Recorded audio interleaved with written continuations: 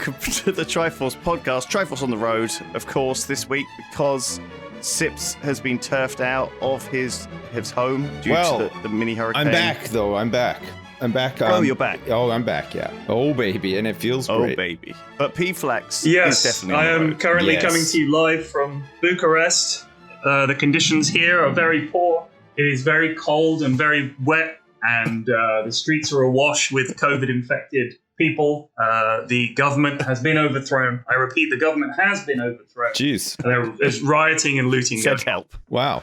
Well, some of that is true. Okay, you can make up your own mind on what you think. Yeah, what you decide. Let the people decide. Here at Freedom Radio, we let the people decide what is fact and what is fiction. I'll tell you what is fact. Yeah. Is I, for some idiotic reason, packed for mid-October as if it was midsummer, and I brought no coat. Oh my God. The shirts that I brought to work in are all short-sleeved light summer shirts. I think it's because I'm going on holiday after we get back, and that was in my mind. So I bought things as if it was the middle of summer. So I got here and it was fucking freezing and I didn't have a coat. I was like, what was I thinking? Like, it's just the stupidest thing. And I told Mrs. F about this and she was just nodding and saying, I did tell you. And I was like, I don't think you did. But she fully did. She 100% told me. It's going to be cold. Man, oh man. I always thought it was a bit of a sweatbox over there on the Baltic Well, yeah, coast but line. I mean, I was here one time in the summer. This is my third time in Bucharest. And the first time I was here, it was warm and it was really pleasant and everything. But then I came in December and it was like brutally cold. And for some reason, I just forgot that it gets really cold here towards the winter. And I mean, obviously, it's only like mid-autumn, really. But Christ, it's cold. At night, I'm on the stage doing the late game show and you can see my breath and it's really cold. I meant the Black Sea. Oh, the Black Sea. Then. Sorry. Yeah. Is it? It's not on the coast though, where you are. He's got the map open. Bucharest is not open. on the coast. I was like, I'm pretty sure. I couldn't remember the name of the actual sea. I meant the Black Sea. I got the map. All right. Sorry. Good. It's not even on the coast. No. And it's not sweaty. It's not just like hot no. It's not. Weird. It's really not hot and melty at all. I mean, it's bang in the middle of the country, so I didn't think it would be cold. It's quite close to Istanbul. You know, it's not far. It's just a hop. But yeah, it's not. We had a beautiful weekend. Did you? It was 20 degrees. Oh my here. God! Yeah, it was so nice over here. It was gorgeous. Yeah. Maybe you're going to get that later in the week. I don't know. It's been raining like every day, so it's kind of like being back in Blighty. Oh man! But I generally spent. What day is it today? The 14th. So I flew out on, I think, God, was it the 3rd? Something like that. I've been here a very long time. Yeah, you've been gone. You're there for like a total of like 15 days or something, yeah. right? Yeah, so I flew out on the 3rd. I go back in 4 days. Oh, yeah. And I have spent, I would say 90 to 95% of that time in my hotel room or very close to it. Well, I guess with COVID and stuff, you can't really gather much, right? Like it's Yeah. like normally in an event like this, you'd be hanging out with different people and there'd be Right. stuff to do in between working and stuff. But I guess all that is a little bit different this time. Yeah, around. it is. I mean, obviously we've got the onus is on us to not fucking spread diseases to all the players and the other talent that work in the event because that would ruin TI. So we're all tested every day. We get a rapid COVID test. We were tested on landing and then had to isolate for like 12 hours. So I landed. They tested me and I had to stay in my hotel room until like well into the next afternoon. They would leave food for you outside the door. Oh my God.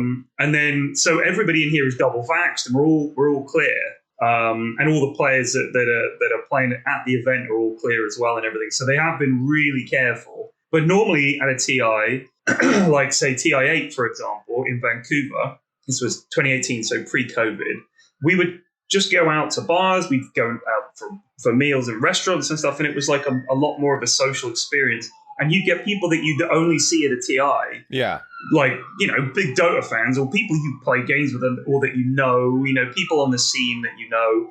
You'd see them at TI and you'd all go out and party and stuff like that, especially before the game started. Everyone's a lot more relaxed. And in the old days, a lot of the players would be out and sort of larking about as well. Whereas now we had one day where it was like we'd finished the group stage, which is all sort of, it's not on the main stage. It's all the games that qualify the teams which bracket they'll be in and that. Yeah. So we all went to the lobby, got absolutely smashed, but that was the only time. You got as far as the lobby. Yeah, no, the lobby. We literally didn't even go to a pub. We just went to the hotel lobby because there's a bar there. And yeah, we all got, I got fucking wrecked. But that was it. Other than that, I've basically been watching Dota or playing Terraforming Mars. That's been my new thing. Nice. Oh, what, the digital version? Right, the digital card game. No, we've been playing both versions. So Ken, who I'm working on the late game with, he brought Terraforming Mars with him. I've not played it before. Oh, right. That is a choice. It's such a good game. Yeah, he also bought a jacket. He also bought, he did, but he was prepared. long trousers. I think the last time I was in Bristol, we played that, Lewis. Remember? We were playing. Yeah. We had a big I played game. it a lot. Yeah, it's a good one. I got the digital version as well. It's nice. Me too. It's really good. I think the solo challenge that you can do, where you have 12 turns to try and basically get as high a score as you can, is really good for learning about your turns, because it's not like any board game I've really played. There's so much strategy to it, and there's so much depth to it, and you're not doing badly when, so the way it works is, for anyone that doesn't know, you've got this empty Mars, and you draw a corporation to decide what kind of direction your play style is going to go for. You have this thing called preludes that buff you up a bit before you start. You draw some cards that you have to then pay for, and you have an income every turn. You have gold, titanium, steel, plants, energy, heat.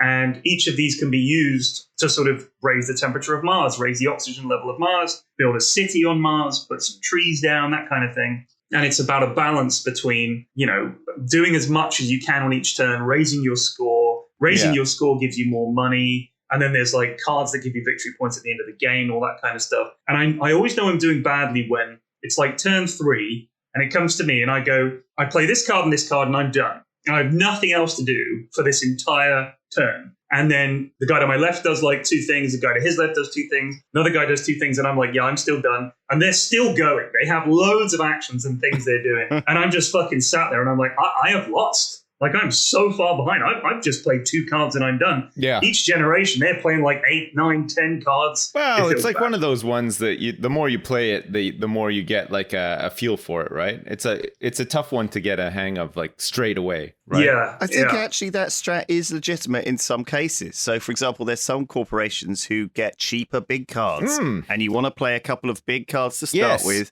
But you want to play cards that give you stuff for the whole game. Of course. Some of the cards I have give you 25 wikis open right now, and I can confirm what you're saying is absolutely correct. Well, I've looked into it. I've crunched the numbers. I've done the math. We've played about 10 games on Archer Admirals, and I think I lost every single. I came bottom in every single one. So I'm not the guy to give you advice on how to play that game either. Oh, I, on the other hand, have not won any games either Dominated of the 3 that I've played. And but I have so many wikis open, so how could I be wrong? No? Guys, we should play a game of Terraforming Mars later, or if you're still sick of being in the hotel room, P-Flex, I'd be happy to join one of these games. Sure, that's a good idea. I honestly, I'd heard of this game, but I didn't realize the community that there is is fiendish for this game. Because I installed it, and a couple of people that are on my Steam friends list, one of whom I haven't spoken to in a while, messaged me straight away as soon as I fired it up. They're like, "You're into Terraforming Mars?" It's we played a lot of board games, all of us. I haven't really played one like this, and it's addictive because it's my friend Ken said every time you can see the perfect run. You can see it playing out in front of you, and you get a taste for it. And when everything's going your way, I don't think so. I think he is he is chasing that dragon, and he's playing a turn ahead. Oh, I'm good. Struggling to decide whether or not to buy the cards, in my hand at the You're start. right. You got any of that terraforming? There is a bit of that. You're exactly right. So I bought a game this week called Brass Birmingham, which I know is a big deal because I played it on Tabletop Sim once with some people. They were fiendish about it, and they were like, "Oh yeah, we should." Sounds like a male stripper's name. Brass Birmingham. Yeah. It does. Anyway, they have their own Discord dedicated to playing this game digitally. So yeah, that's a whole thing. There's apparently another Tabletop Sim that someone recommended me, which is a slightly better, less 3D version. I can't remember. I'll be honest with you. I feel like the problem I have with TTS I realize it's not their fault, and it does do some great things, but I just kind of feel like having to move the little pieces around is super annoying, and you can actually knock things over. Do you know what I mean? Yeah. It's as frustrating as real life board games could be. Because the good thing about the digital version of but you're far less coordinated in TTS than you are in real life. Yes, that's true. Like you're just like, let me just move it, just knocking stuff over, dropping things off the table, spilling stuff. I think that's my big beef with Tabletop Simulator, because like at least in real life, when you're using your hands to move stuff and you knock things over, you just think, whatever, like it happens. But when you do it in Tabletop Simulator, it just feels so convoluted and weird to put it back. And yeah, I hate it. I can't stand it. You're right. Yeah. There's like 4 people helping you to fix what you've done wrong, and it takes like 5 minutes to put it all back. Yeah, I love that. Well, I love that realism attached to it, and that is frustrating. But I don't think it ruins a lot of these games. No. It does for me, for sure. People have put so many games on TTS now. Like every game is represented in there in some way. You know what they've put a lot of games into as well? Roblox. And you know what they put into Roblox? Squid Game. So that's going to be the next big thing. I'm saying it right now. Squid Game on Roblox. It's going to be the talk of the town. It's already the next. It was talk of the town a week ago. I mean, Ben's son got an email from the school saying, all the 5 and 6 year olds have been playing Squid Game in the playground. Oh, right. Okay. And of course, they're playing red light, green light, or something like that. Do you know what I mean? But they're calling it Squid Game. My son is very sort of into Netflix. Watches a lot of stuff in the children's category of Netflix, but because it's like an account that's shared through by the whole family. My wife and I have been watching Squid Game, and I must have forgotten to I think we finished the episode, it went on to the next episode, and I paused it. So, and then I just turned off the TV and everything, and we went to bed, whatever. My son woke up the next day, turned on the TV to watch cartoons in the morning before school, and of course, it was still paused on Squid Game. So when we woke up, he's like, Mom, Dad, what's Squid Game? We're like, oh my God, did you watch that? He's like, no, I didn't watch it, but I've heard about it. Like people at school are talking about it, and I didn't realize it was on Netflix. Like, you cannot watch that. Please do not ever press play if you see that. I forgot to move it back to the children's thing. Just stick with the children's shows. A 9-year-old kid can't watch that. No, right? It's much too violent. I mean, I think people are talking to me like it was the most shocking thing they've ever seen, and I was like, oh well, come on, this is pretty standard stuff. But yeah, I mean, for a 9-year-old, no, we always talk about this though, but. To try which age were we when we watched Alien or whatever, or watched something that was really too old for us. Yeah. I think it's happened. It'll happen. It'll. Yeah. There's one day when you can't go through life. I mean, look, talking about pushing yourself, I went out for drinks with Tom Tuesday. That's challenging. Tom can drink and you can't, so that's going to be a tough. I really can't. Yeah. And I had a drink. I went out quite early because I went out after Ped and Ravs had finished their stream. They had 2 drinks with me and then they left. And then Tom turned up and I had 2 drinks with Tom. And at that point, I was really drunk. Yeah. People kept turning up, and I felt like after you've had 4, San Miguel's, 4 pints of San Miguel. Right. For me, I couldn't really say no. And there were a fan stopped me and was like, oh, let me buy you a drink. And I was like, oh, no, it's all right. And then, I had another drink with him. And then someone else bought me a drink. And then I actually drank someone else's drink. Oh, and then that meant that I had to have that drink as well. It was the whole, anyway, the whole. Just went wild. It was one of those nights where I was very drunk. I limped back home at like 2 a.m, completely fell asleep. And I spent the entirety of yesterday feeling sorry for myself. Yes. Oh, my God. I was sick multiple times. I couldn't keep anything down at all. I was just walking around in a daze. I had a terrible headache that I couldn't shift. I just didn't want to do anything. Yeah. I watched half an episode of this TV show and I was like, I can't do this. It's one of these reminders of getting, it's been a couple of years since I got drunk, but every time I get very drunk, the recovery time is exponentially longer. Well, I reckon if I'm going to be, if I'm 55, right, and I get wasted, I think it's going to be a week. I need to book a week out after that at this rate. It was a full day, because I was saying, we had that one day before, between the group stages and the main stage, there was an off day. So everybody got drunk as soon as the group stage was over because they had the whole of the next day off. So there was probably about 100 people, like all combination. The players kept to themselves, but it was all the talent, like us, the Russians, the Spanish, all of the different language regions. Talent were all drinking, and it was great. But I started at 4:30, which was a mistake. This is it. Because as soon as it starts to pick up, people are like, shots, and I was like, yeah. And after a while, by that time, you're in it. Yeah. Once you start doing shots, you think I'll just have one. But the first round ruins your decision making from that point forward for the rest of the evening. There is a and tipping people point. kept handing me cocktails. Like they knew I was drinking Long Island iced tea. So at one point, I'm holding 2 full Long Island iced teas, and those the Romanian bartenders were putting like 4 shots in each one. So I reckon. I mean, I was trying to. That was the problem with pints. I can always keep track in my head of how many pints I've had. But once you start drinking cocktails and shots, you lose track of how much booze you've drunk. And that's when it creeps up on you. And it seems to hit you much harder. Oh, yeah. It's like a turbo all of a sudden boost you of can't drunk. feel your legs. And then you're like, oh, okay. Yeah, Because I was like, okay. I was like, I'm doing all right here. I drunk loads and I'm doing great. And I sat down to talk to a couple of lads who hadn't really been drinking much. And I started a conversation with them. And I realized about 2 minutes in that they were doing all the talking. I was just nodding. And I just stood up, and I just remember walking, going to bed. And the next morning they saw me, and they were like, "You got fucking smashed last night." I was like, "Yeah, I really did." Well, the thing is, for me, it was the case where I sat down, I was having a nice chat, we were laughing away, and someone, I think it was Tom or Raz or someone turned to me and just said, "Are you all right?" I was like, "Yeah." And they're like, "Are you sure?" They're like looking in my eyes. I'm like, "Yeah, I'm fine." And they're like, look. "You're really drunk, aren't you?" And I'm like, I think so. I'm like, but yeah, like there's those moments where, and also I got the hiccups at one point. Oh, I always just couldn't do that. get rid of them. Oh, it's and so it embarrassing. It was like the drunken sailor hiccups. Yeah, they just like a just wouldn't go cartoon, like away. those Popeye cartoons. It's And like, of course, once everyone knows that you've got that, you're suddenly the focus of the attention. It's oh like- yeah, it's no, like- the hiccups is a sign that some my barfing God. is on its way. oh normally. really? Yeah. Is that right? Well, Oh, everyone I've ever known who's done a lot of hiccuping, like at the point where they're very drunk, it's then led into some barfing.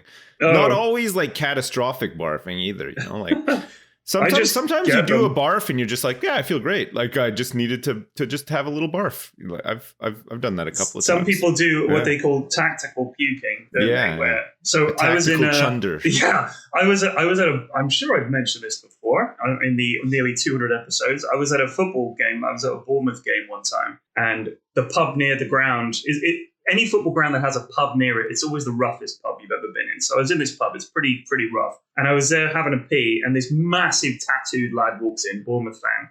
And he sort of just sticks his fingers down his throat and pukes into the urinal. It was like a trough urinal. Jesus and it was Christ. like, he just went like, "Gwah!" And then he technically went, "Better out than in."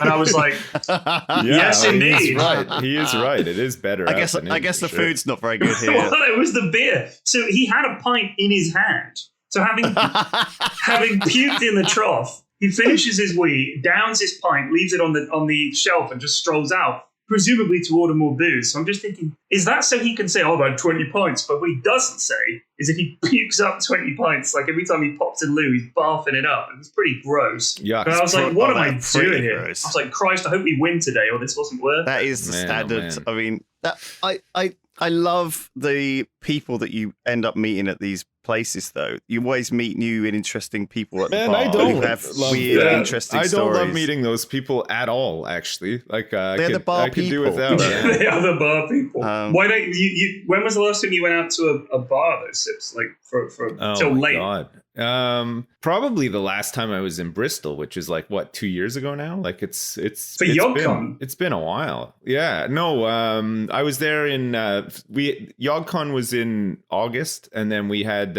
Jingle Jam, right? Right. Yeah. So it would have been that December. Is the last time I was over. So yeah, it's coming up to 2 years. God. Where were we? We were at the Duke, and there was this guy who came up to me and was from America, very sort of outgoing, very nice looking, very sort of friendly and lively, and talking to me. And he was like, I was like, "What are you doing here?" And he's like, "Oh, I'm on a date." And I was like, "You've just stood here talking to me for 15 minutes. What do you mean you're on a date?"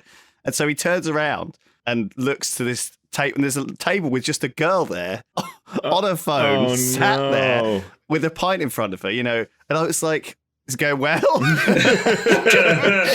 Well, that's And he not sort of great. shrugged at me, And I was like, you better go and just do your date, my dude. I felt bad for her all of a sudden. Yeah. I would have said, carry on talking to me, because that way you can spare her having to tell him to his face that it's over. She could just sneak away. Because if I'm on a date and someone fucks off to have a 20-minute conversation with someone else, I'm leaving. Like, if it was a 10th date or something, maybe. Well, I'd wondered why he was because when he was talking to me, he was saying, oh, I'm a big fan, I had to come and talk to you. And, now you're here. I couldn't resist. I have to ask you these questions. And I realized it's because he's sort of almost begrudgingly in his mind, like making excuses for why he didn't want to be on his date. This date. Yeah.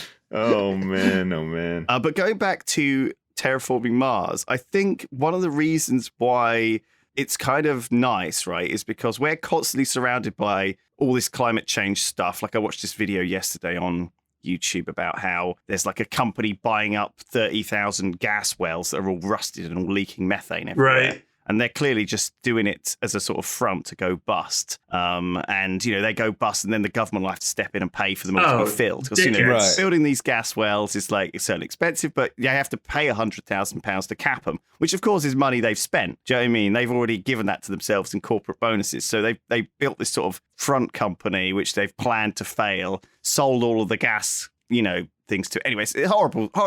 We're constantly surrounded by this horrible, awful stuff. But on Terraforming Mars, that's what you want, right? You want to release CO2 into the atmosphere, dropping the methane bombs. There's actually a couple of cars that do nuclear stuff in there to just, blow water into the atmosphere. I mean, there's one card called Import of Greenhouse Gases. And it's it's a POG card. You're like, oh, yeah, we'll fucking raise the temperature in this bitch.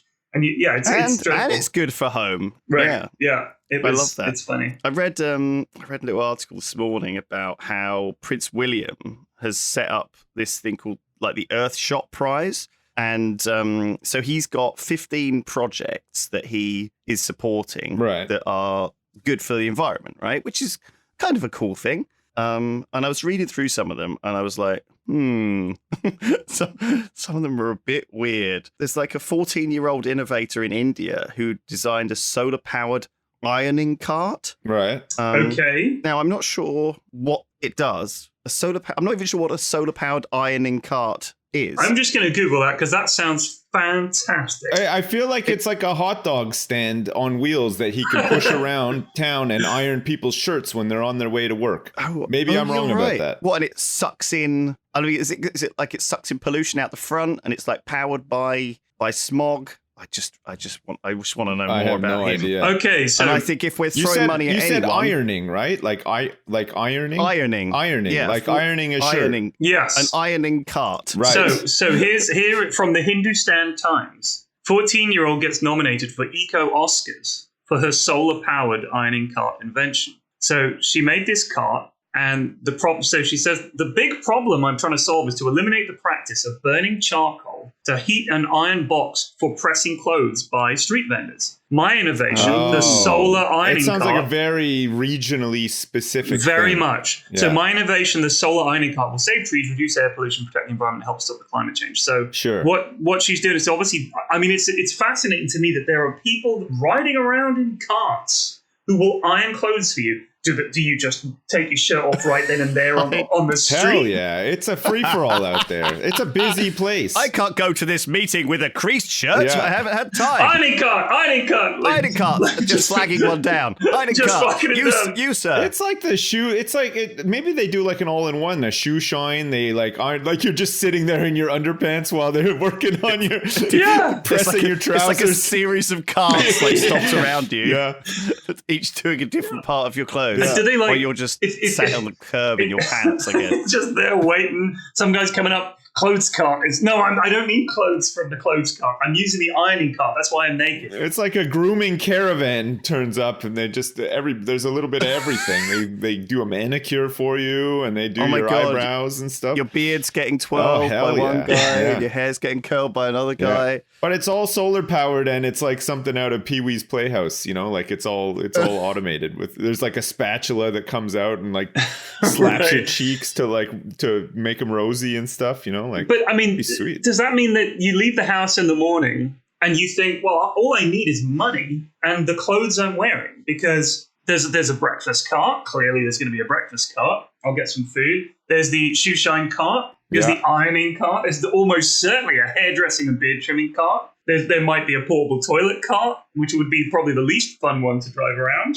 But there's a cart for everything. No wonder it's so busy on the streets over there. There's all the carts. Yeah, well, that's where all the action happens. It sounds like you got to get out. Well, there. also no, but they can get to where the action's happening. Right? So, do you know what I mean? Yeah. A new office has opened. All the carts. All They the just carts pull go up there. right Day one. outside. Yeah, they're ready to go. Yeah. I didn't realize it was Open for business. cart-based economy entirely. I love it though. Imagine if you have Ubers, but for other things like ironing, right? Yeah. I could call an ironing ironing cart to outside the office. You know, so I turn up, hand my shirt over. You know, get nice and pressed before I go in for my big interview. Yeah. I mean, I'm not being funny, but I could actually use that right now. Because the shirts I have to wear on the show tonight, a couple of them are not ironed, and I'm very lazy, and the ironing board in the hotel is crap. So Man. I would love a cart. I actually, at some point this week, in fact, tomorrow, I have to wear something other than shorts and a t-shirt because for the first time in a long time, and for the first time in a very long time, I'm actually meeting up with a bunch of people I used to work with at an old job that I haven't seen in like 10 years. But it's weird doing that. We're going out for a curry, and I haven't been out in a long time. I don't even know if my jeans fit me anymore because I've been like exclusively wearing shorts for 2 years. Your social skills are going to be very rusty. My social skills are going to be a mess. You're going to be talking over people I'm on this going to be podcast. talking over people. I'm going to be making really inappropriate jokes. Like I had a shower thought the other day, for example. I can't use this one when I'm at the dinner, but I'll tell you guys. What if you had a really honest school? You know, like how schools do that advertising, like for tomorrow or like shaping tomorrow or whatever. But like, it was like kind of like a rough school or something. And they were just really honest with their advertising. And they had like a slogan that's like, shaping the cunts of tomorrow or something like that, producing tomorrow's cunts, like it'd be kind of funny, right? But like I can't say that at the current. Our alumni are vomiting in urinals across football grounds in this country. Yeah. It's like and cum shots. I can't just come up with this stuff, like I feel safe around you guys, but I'm gonna be wearing some jeans probably, like maybe a shirt. I can't say this kind of stuff, it's crazy. Yeah. We teach people how to really tailgate you, and then when you've pulled over, yell at you and call you a prick. Yes. I love that honest inner city school school mottos, mantras. I can see the brochure right now. Yeah. Not great for the kids at that school, though. I mean, come they're on. not really setting you up for a good life, is it? Well, yeah, but still. Which school do you go to? School for cunts? It's just a laugh. It's just a bit of fun. I think people would love to go for the school for cunts. You're going to be like a badge of honor. Yeah. I mean, I made it out of the school of cunts. I graduated from cunt school with honors. School of hard cunts. Yeah. Hang on a second. I think we are talking about Eton and Harrow, actually. Hey, guys. Oh, there we go. Little bit Wow, of politics creeping in there. There we go. No, I just thought it would Catching fire. I just thought it would be like a funny thing, like sometimes you think of these like absurd scenarios or whatever, like you have to gauge the room. You're right. Like if you're with a load of your old office friends you haven't seen for 10 years, you're not sure where the levels are. Yeah, yet. exactly. It takes some time. Someone has to push the boundary, and then you can push the boundary a little bit further. Certainly, and if they react, at first, like, it'll just be like the ludicrous display chat about whatever, like sports or like the weather or something. The weather and shorts, and then you just see where you go from there. But like I don't know. It's hard to. It's hard to read the room, when you're not used to being around people and stuff. I was thinking about this because I met with one of my old school friends about 5 years ago, and I assume it might have even made it into the podcast because this is we've been going that long. Oh, yeah. And I remember it was a little bit awkward, a little bit stilted, but also he'd brought his very miserable wife, who was just like a downer. She was just unhappy to be there. She was unhappy to meet me. She was unhappy to have had to be dragged out to Bristol for a nice meal. Well, I mean, Lewis, the standards for people meeting him are so high. Like the American guy that sacrificed his date to ask him questions for 15 minutes or whatever. Yeah. To then be presented with this woman who just doesn't want to know. That's got to be that's a huge I'm not- contrast, right? I mean, I get it. Like, I was there to meet my friend and not her. Yeah. But, you know, I was still willing to include her in. She's just, I don't know, that she was just off. And I was like, wow. Did she have a face like a smacked arse? She went to the School of Cunts. And graduated. She was First class honours. the school valedictorian. She was Magna Cunt Lauder, is what she was.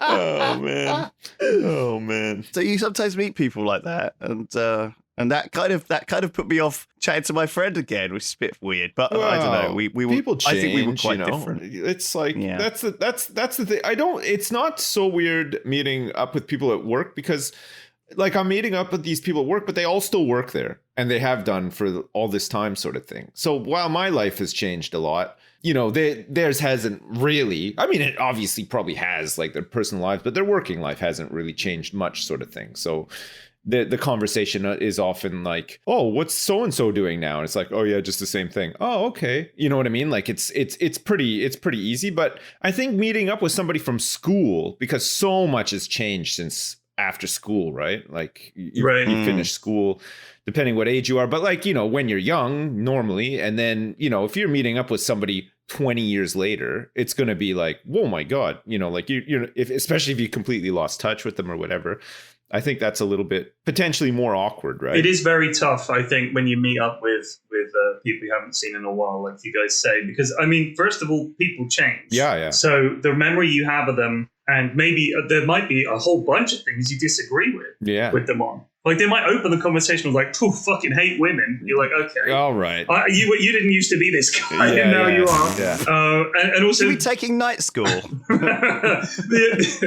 only thing that you have to really talk about is the old days, and sometimes that can be fun. I love to reminisce about the old days. Yeah. Geez, that's the fucking whole podcast, really. But sometimes you didn't really know them particularly well back then, so you sort of chat to them. How's so and so? I like when they assume that you are the same or on board, though. Automatically as well, because sometimes it's the other way around, right? Because then you have to pretend that you're actually on board with their quite edgy argument. Yeah. Well, no, and sometimes when you're speaking to people that you've been friends with for a long time, where maybe you've lost touch with them for a little while, sometimes you get back with people and you just pick up where you left off, right? You're still on the same wavelength. You remember everything the same, and you can laugh about it and stuff. But like I've found that there's a couple of people where you know, I've talked to them on and off for sure, like throughout the years, and have remained like kind of close. But every once in a while you get together with them and you're like, oh man, do you remember when we did that? And you realize like they're not as excited about it, or their memory of it is different or whatever. And you're like, I guess they just like interpreted that experience completely differently or something, or maybe it's like changed over time. Totally. Which is always a weird one too, right? Because like you're at one point in your life, you're so in tune with this person, you guys are doing the same stuff, you're into all the same things or whatever, and then, you know, obviously if you don't keep in touch with them as much as you'd like to or whatever, there's definitely a fork in the road somewhere, right, where they just kind of go down a different path or something. Well, and then sometimes life takes over, grabs them, and you know, in 10 years they have, you know, lost 5 stone, they've got married, they've had 2 kids, you know, they've moved to America, they've gone from this bank to that bank to being the head of running their own financial firm or whatever, and suddenly, you know, your other friend who's still playing World of Warcraft in his parents' basement hasn't changed fuck all. No, I don't know anybody who's had like specific or particular troubles in their life. You know, like I know of people, you know, people like we used to hang out with at school that like everybody had lost touch with. And then you find out that like,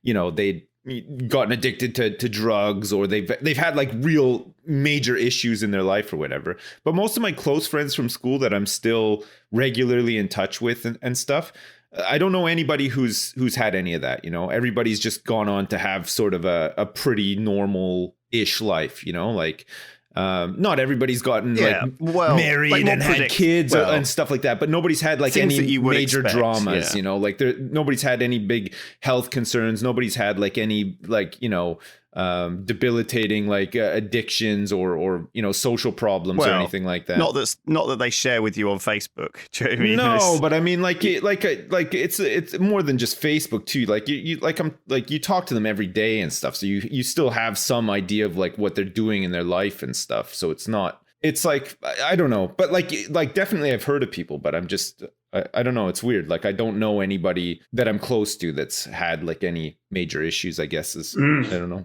what I'm trying to say. I don't know that it matters at all, but it's just interesting. I guess I don't know. No, we're just agreeing with you. I do have a question, lads. Just to change the subject slightly, we are closing in on 200 episodes. Holy crap! I think we might hit 200 around Jingle Jam or something like that. What are we gonna do? Oh my god!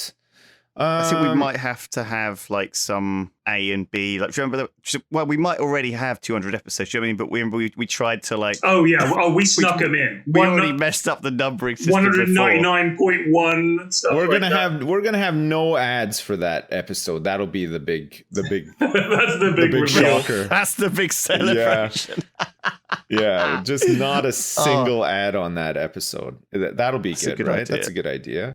I'll think of some other stuff as well. We don't have to commit to just that one. I mean, no. Well, it'll be good to have you guys come down to Jingle Jam, and we can do some special stuff, and we can do something fun for everyone. It's a good idea. It's a good time, Christmas time. It's fun for all the family and Christmas time, mistletoes and wine, and definitely Bristol is a lot more better than Romania, I guess, in sense we can go out the pub and do stuff, and feels fairly normal. Although on yesterday when I was recovering from this hangover, I was thinking, "Fuck! I really hope I don't." Okay, well, this man, I would just die. The hangover feeling that you had, I had for about 5 days straight, and it's because my garage was damaged and I had to move out of it, and it was really tough for me. I couldn't work the way that I've been used to working for the past like 6 years. Flax, really disorienting. Flax, you could appreciate this, right? You're used to just like. You're used to your routine, right? Like you wake up, you get the kids ready, you take them to school, you come home, you stream for a bit, whatever, like it's easy, right? Like Okay, so imagine like for some reason your bedroom was flooded and all of your equipment had to be moved, and then you suddenly had to like commute to be able to just stream. That would suck, right? Like your whole day would just be in tatters. So how long has this been going on for? Well, it only lasted for like a week, luckily. Okay. Because I had carpet in the garage. It wasn't like a flood. It was just a lot of water got into the garage. And just soaked the carpet. Like so was there was a hurricane wind and rain? Yeah, it was just a really unlucky combination of the wind direction, of shoddily built garage, and the shoddily built garage, rain. And then the rain. Yeah, so some managed to leak in. Luckily, none of my equipment's on the ground. I've always just put everything on top of desks.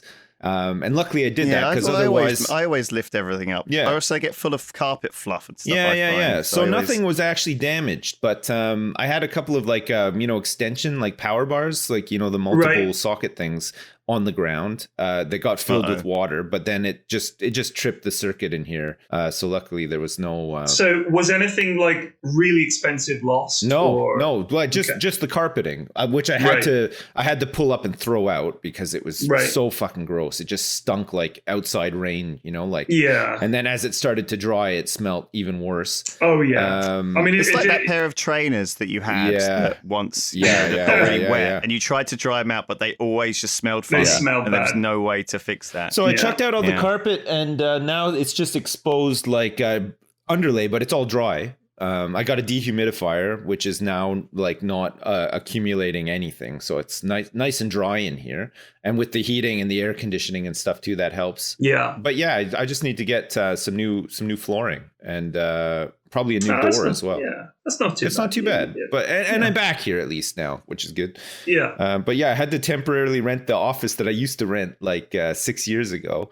But I was only there for a week. But I have it for the rest of the month, so just in case. You could go and socialize there. Well, it was weird outside. Because I turned up And I did like the office thing. You know, I got some food on my way in. So I had like a coffee and a sandwich, and I was coming up the stairs, and there's a bunch of people in the reception because it was Friday. And they're like, hey, happy Friday. And I actually said to them, oh my God, I haven't worked in an office in a very long time. Just like hung my head in shame and walked by. Oh no. Oh my God, I love that. Man.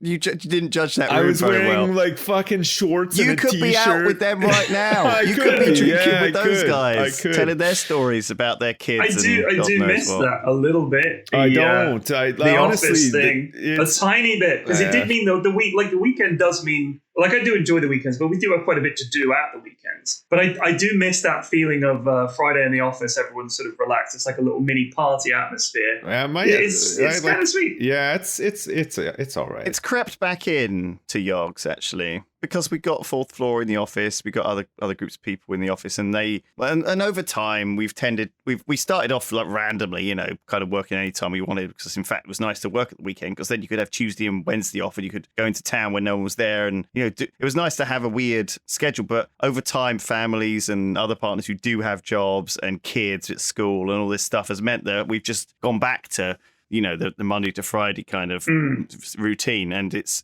just, there is a little bit of a Friday atmosphere in our office, and it's slowly crept in more and more. I love it. Because, you know, you'll notice sort of people on their, about 3:00 in the afternoon on a Friday will usually have a beer on their desk or something. Yeah. Do you know what I mean?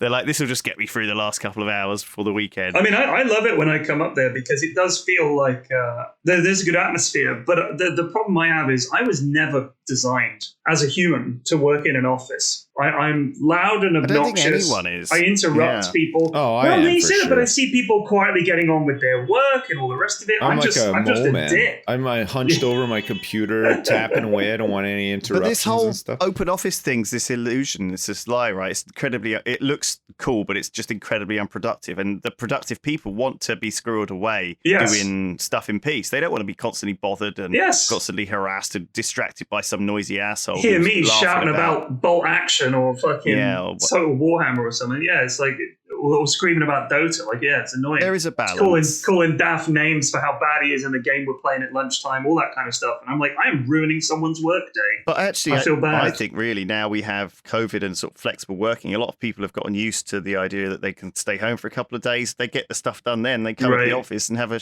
bit of a social time. We talk to people, have some donuts, bounce some ideas around. Ooh, donuts. It's kind of a more sensible option. I had a vegan donut the other day from this vegan donut. You can't even have a donut. What is the point? Well, what's not vegan about a donut? Okay, plant-based though. You know, it's just maybe an animal didn't have to die, so I could enjoy For a donut. What's in a donut? Yeah, it's just like flour and water, and then you fry them, right? I mean, I guess you could use animal fat to fry them, which maybe some of them do. I don't know, but like mostly beef tallow.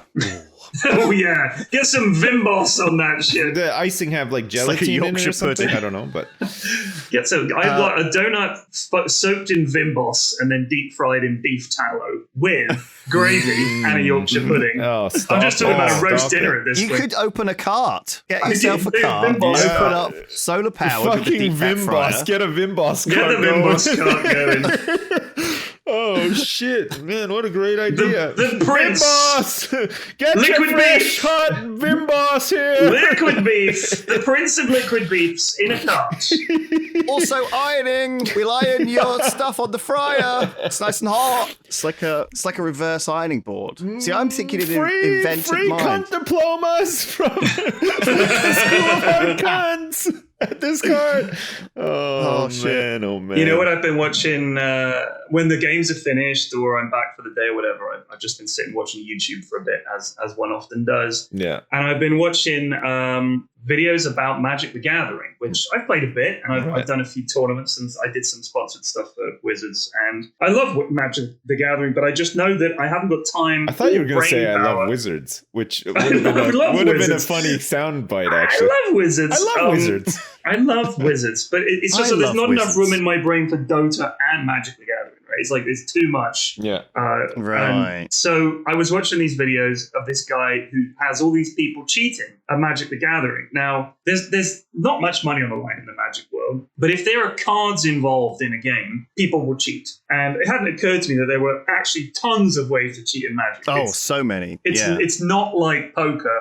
They have made sure that cheating in poker is very difficult. You have a dealer who does it, so you'd need at least 2 people in on it. They get brand new cards every hand. Right, all that kind of stuff. So you can't mark them. Exactly. You can't, And there's auto shufflers. Right, and, it's all much more, considered. And of course, it's in a casino a lot of the time. And casinos are like the kings of spotting people cheating. They have cheats with binoculars, and all that kind of stuff. So one of the things that happens in Magic sometimes is you draw a couple of cards and then your opponent shuffles your deck. And at that point, there were people cheating by they're shuffling and they're making sure that they put shit cards on the top of your deck so that your next 2 turns you're drawing like garbage that doesn't help you at all. Or there's also ones where you shuffle your own deck, and then they'll put the card that they really need on the top of their deck and stuff like that. No. People literally taking the deck of cards to move it and just sliding the bottom card. Like there's one card that places your opponent finds a card in your deck and puts it at the bottom of your deck. So basically putting it out of the game. And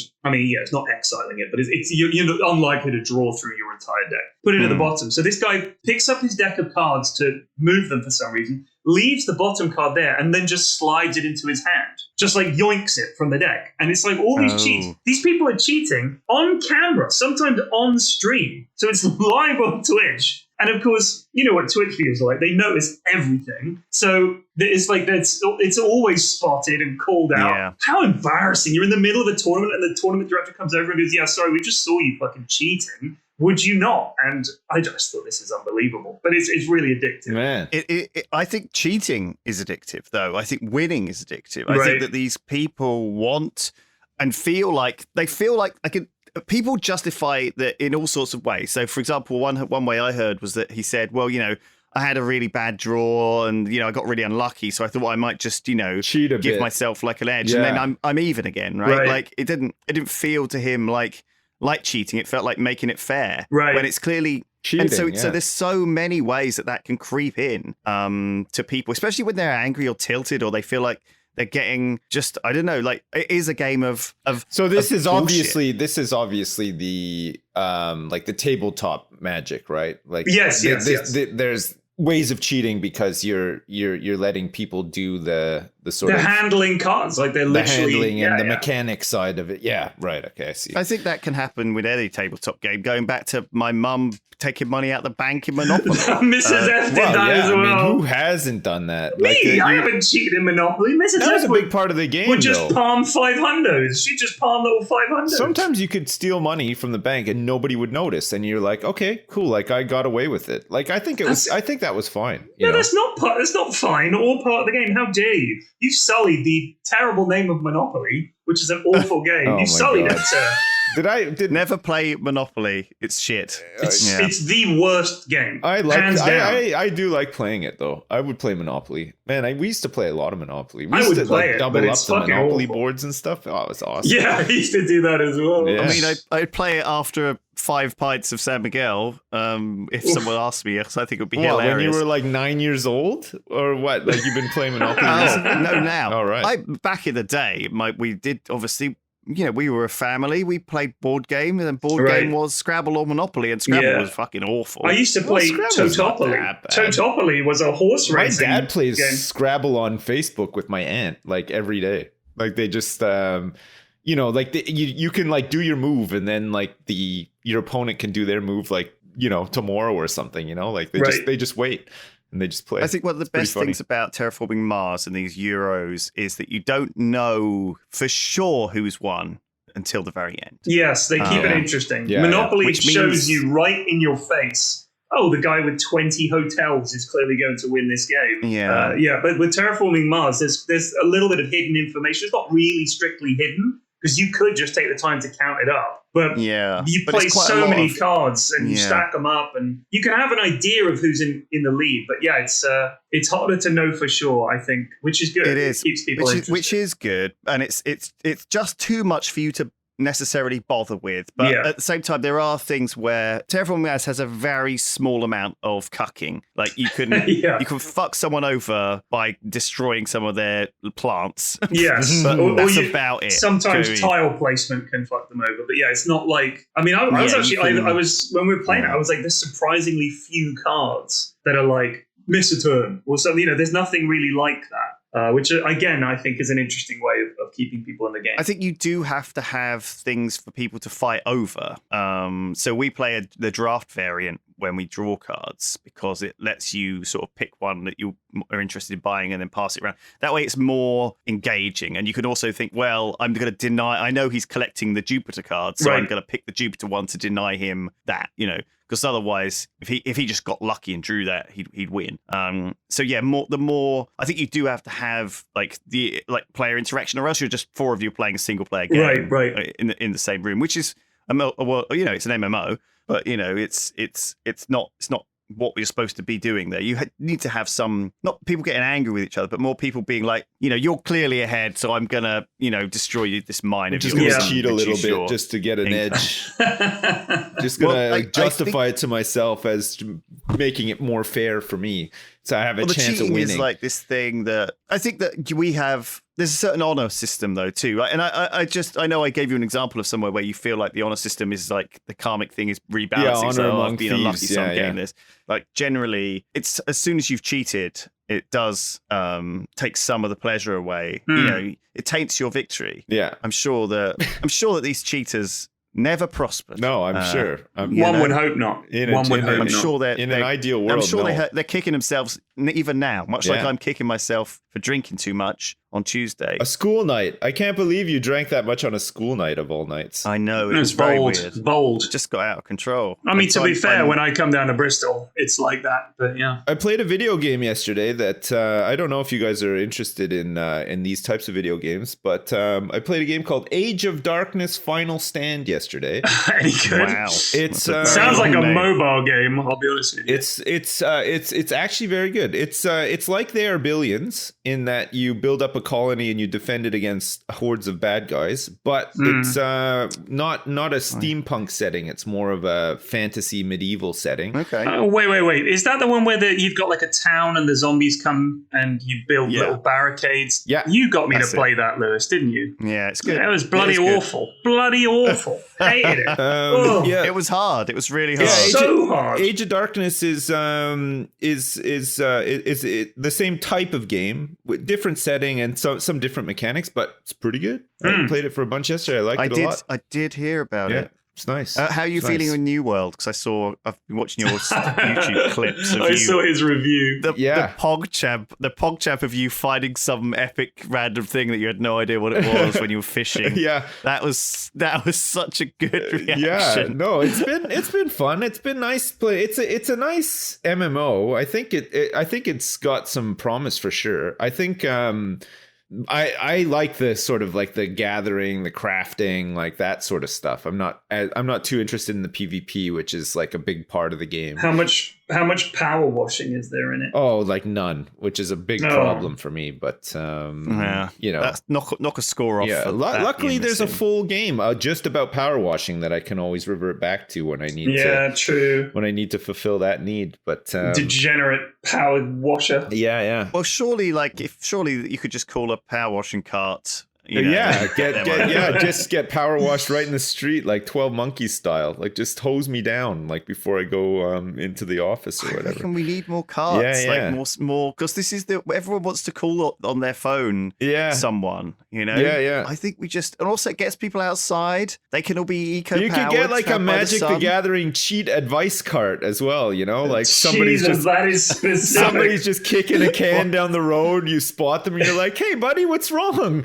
Oh man, I'm just trying to get the edge in Magic the Gathering. Well, have I got the card for you? let me pull out my binder full of cheats. We're gonna get you top of the pile, no problem. No, but Age of Darkness is pretty good. New World's been pretty good. I think I'm kind of like coming to the end of like the hype for it though. Like I played it a bunch and I've enjoyed it, but all of our towns got taken over by sweats and stuff, and it's just like I don't know. Like I'll I'll probably wait now for some updates and some different mechanics and stuff to come out. But I've enjoyed it, and Back for Blood I played a bit of as well, which came out this week, and it's that's the third person Left 4 Dead, which is just having played Left 4 Dead recently. I thought Back for Blood. Sorry, it's first person. Sorry, World War Z is World War Z has had an third person. expansion. We played And that there's an actually. The aftermath. three of us I played. really it, like World War Z. Yeah, I it's really, good. really liked it. Back for Blood is pretty good. It's got lots of like nice stuff. I didn't like it. Did not like it. To keep you playing the game, like beyond sort of just,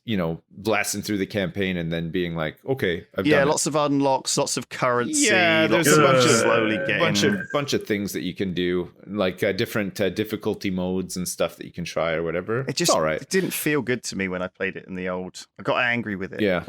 Yeah, so I don't know. Maybe. Well, I got sponsored to play it, and of course the money felt great, so could highly recommend it off the back of that. That definitely greases the wheels for me. So yeah, well, grease. Everyone loves. Everyone loves a bit of grease. You got a squeaky wheel, you grease that up. There's a cart for that. There's a cart for that. Squeaky wheel cart. That is enough of that. Thank you for listening, everyone. There's a good one today. Wait! Before we go though, man, TI has been really fun to watch. I hope you're having fun, Flax. Doing your TI Flax. stuff. Thank you. I haven't played Dota in years, but man, I love watching Pro Dota. It is. I hope you're doing all right. There've been some great games. I've been enjoying it. And you've been good on the Late Show. So, thank you. So well done. This is actually my first time hosting anything as the host. Nice. I've always been a co-host or done content it's not the same. So this is the first time I've actually done any kind of I'm expected to ask the questions and keep it all together. So I was a little nervous, but you opened yourself up for a bit of a fall because one of the questions you ended on was asking them to say something mean about. Well, yeah, we wanted to do that, but we wanted to see if they could, because quite a lot of the other things we were saying to them were quite mean. So we thought we needed to balance it and have a chance to have a go back at me, because it's funny. Like, I don't care. It's were all of them like, "Oh, you're bald," or like, was it? No. They were much cleverer than that. Oh, good. One of them was you suck at terraforming Mars. That was one of them. One of them was you can't hold your drink. Yeah, and the other one was your content used to be. I preferred your old content. That's always when a you rough one, did MS Paint. Yeah, that's always a rough one. So it was really funny. They're all good ones actually. Yes, but we love you, P-Flax. So good luck with the rest of it, and well, I guess you'll be home for. Oh no, you won't. You'll be on vacation, right? Like you're going on vacation as soon as you get back. We are going on vacation, but I will be around next week. Oh, okay. But by the time you're listening to this week, I don't fly out until the weekend after I get back. So I will have a few days, and I will be able to do Triforce next week. So shout out to you guys for making it into these recordings through bad weather and bad internet and flooding, bad wherever we are. Yeah. All right. Thank you, lads. You take it easy. Until next time. Bye. Goodbye.